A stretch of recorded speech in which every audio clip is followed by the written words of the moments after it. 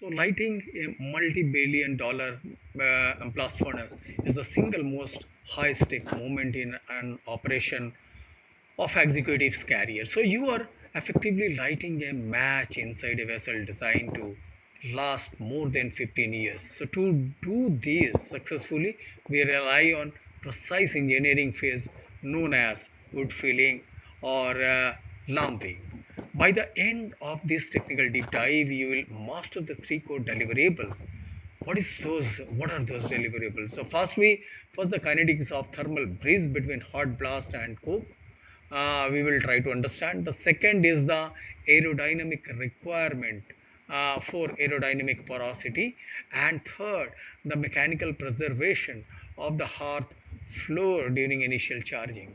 So look at the blueprint on your screen. So notice the orange glow concentrated in the crucible. That is our focus today. We are transforming a cold static structure into a dynamic thermochemical reactor.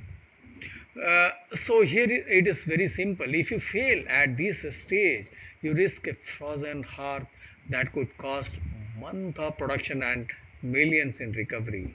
So to appearance, the scale of this task, we must look at the sheer volume of organic material required.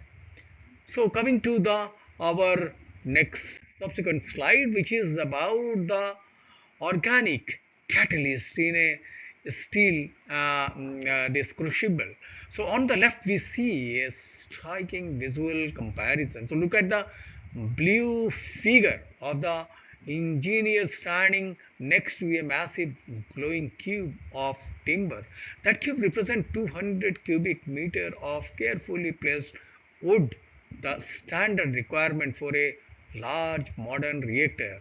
On the right, the furnace integration diagram shows this volume situated perfectly within the crucible. So this is not just dumping wood; it is a precise engineered stacking process. So from a operational standpoint, this volume is calculated to provide a sustained burn that preheat the hearth refractory to its equilibrium state. So if your volume calculations are off, the thermal wave would not reach the coke blank with enough energy to sustain the reaction, leading to a stalled startup. We must integrate this organic fuel source seamlessly into the furnace's structural geometry to ensure the transition to coal and coke is flawless. So this massive installation must be timed perfectly within the broader commissioning schedule. So coming to the commissioning breezes which follow the temperature and time. So you can see the graph across the center of this slide. So notice the three distinct phases. So phase one is your refractory dry out, where we have removed every drop of moisture. So look at the phase two, the wood filling intervention. So these occur strictly when the temperature curve dips into the safe manual entry zone, typically below 50 degrees centigrade. So this is the only window where our team can enter the vessel to hand stack the timber. So factor here is timing. So if you delay wood filling, you lose the residual heat from the dry out. If you start too early, you risk heat exhaustion for the crew. So notice how phase 3, that is this phase is very crucial. So the initial charging and ignition climbs rapidly. The wood filling is the breeze that allows that curve to skyrocket safely. So we are balancing manual safety with metallurgical readiness to ensure the furnace never goes cold between dry out and blow in. So now let's look at exactly where this wood sits within the spatial orientation of the crucible. So this cross section shows the spatial boundaries of the wood stack. So follow the blue arrows. Arrow 1 point to the hearth bottom of our refractory foundation. Arrow 2 shows the taphole level or the molten exit channel. Finally, arrow 3 indicate the tweer level. The wood fills the void between the floor exactly up to the center line of the tuyeres. So where the hot blast will first enter. This orientation is very critical for the gas dynamics. So by placing the wood up to the tuyer, we ensure the 600 degrees centigrade plus air blast hit the most combustible material first. So if the wood level is too low, the hot air passes over the fuel, wasting energy. It's too high. It's interference with the initial coke layer. We are creating a precise combustion zone that sits exactly where the furnace lungs, the tuer, will begin to breathe. So understanding the location allows us to analyze our first strategic objective, that is the thermal kinetics of all these activity. Now the coming to the strategic objective, the thermal breeze, which is our most important agenda in this slide. So look at the flow of the orange arrows on the right, moving from step A to step C. So dense metallurgical coke has a massive activation energy requirement. So you cannot simply blow hot air on coke and expect it to ignite instantly. So would act as a would act as the low ignition temperature intermediary fuel. So step A is your hot blast injection. Step B is the wood injection point, which occurs hundred of degrees lower than the coke. So step C is the resulting coke thermal wave. The operational impact is certain ignition. So by using wood to bridge the energy gap, we ensure that the coke blank, the heart of your initial heat, reaches its required temperature before the blast cooling effect can take over. So without this intermediary, you risk a chilled start where the coke merely warms up but never actually catches fire, resulting in a catastrophic blow-in failure. So beyond the heat, we must manage the movement of the gas through the hearth. So now our coming to our second strategic objective, which is about a aerodynamic porosity, and which is also very important. And this is a slide by slide comparison of a gas suffocation versus critical draft. So on left, look at the dense burden. See how the blue gas arrows are forced to swirl and stall. So that is the gas suffocation. On the right, the high voidus timber allow the orange gas arrows to move freely upward. So a high voidus zone is mandatory for the initial gas to escape through the taphole and move up the stack without suffocating the flame.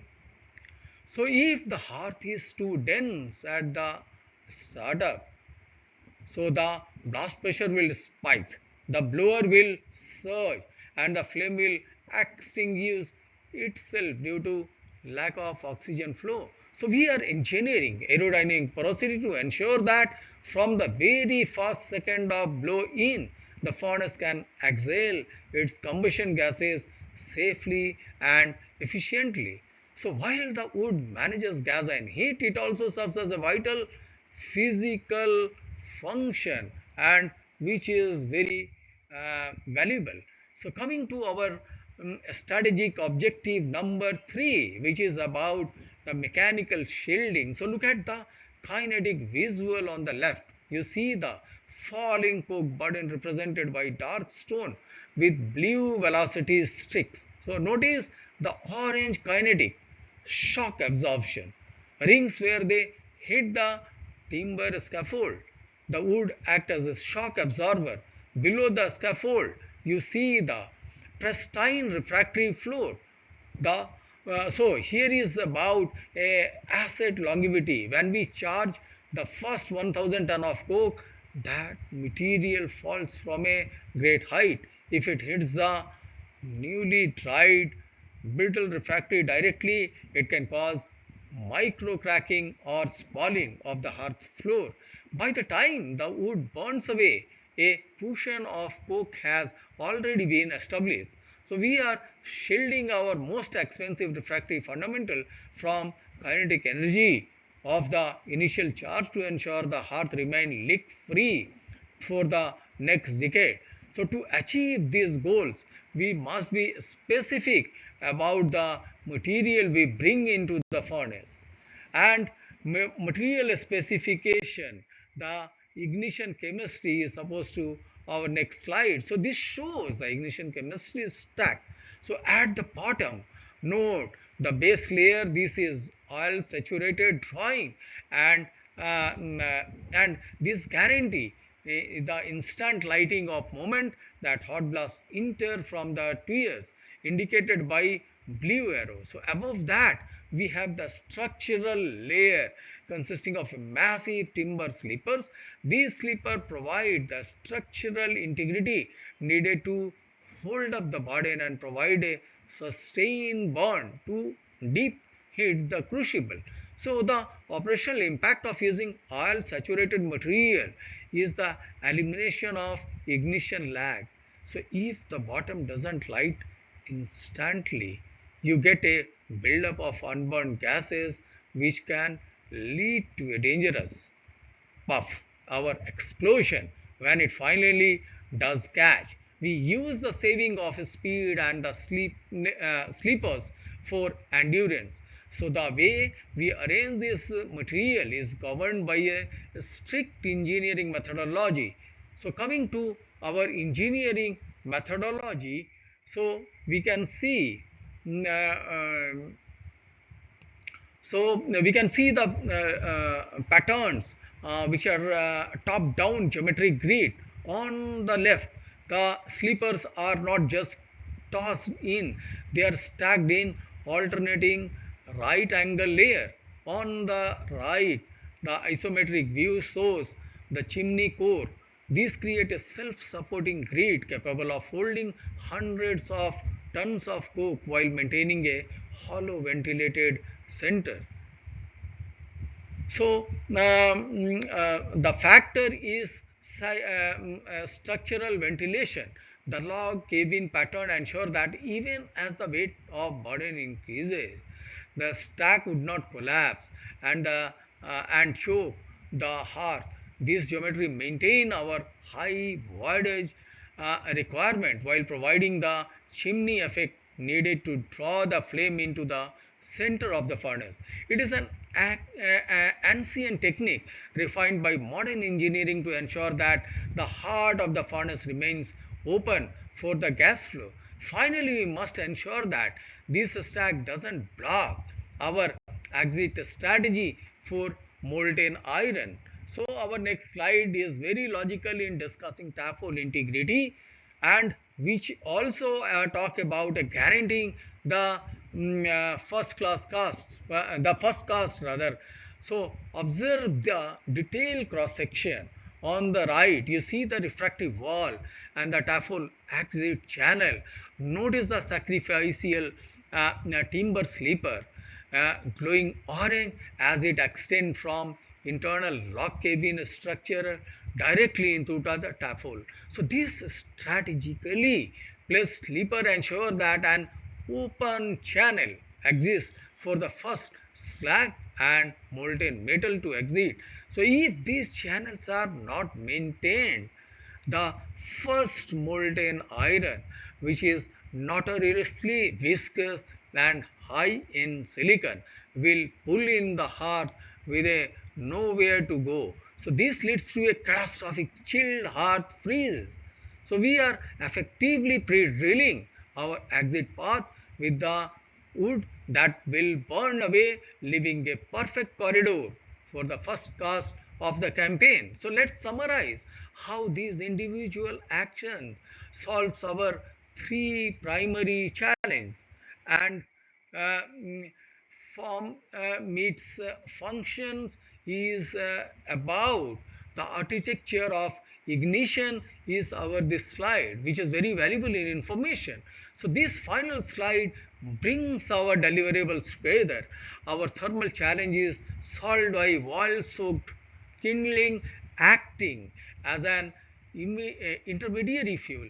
So our aerodynamic challenge is met by the log cabin pattern ensuring high voidage porosity. our mechanical challenge is to is addressed by the heavy timber sleepers acting as a kinetic shock absorber. So at stacking 200 cubic meters of wood is not an tradition. It is a highly calculated prerequisite for a successful long campaigns of the blast furnace. So if you follow this technical protocol, you ensure the commissioning is safe, your ignition is certain, and your hearth refractory is preserved. So then all these if we meeting, then we ensuring that our blast furnace will gain a tremendous life.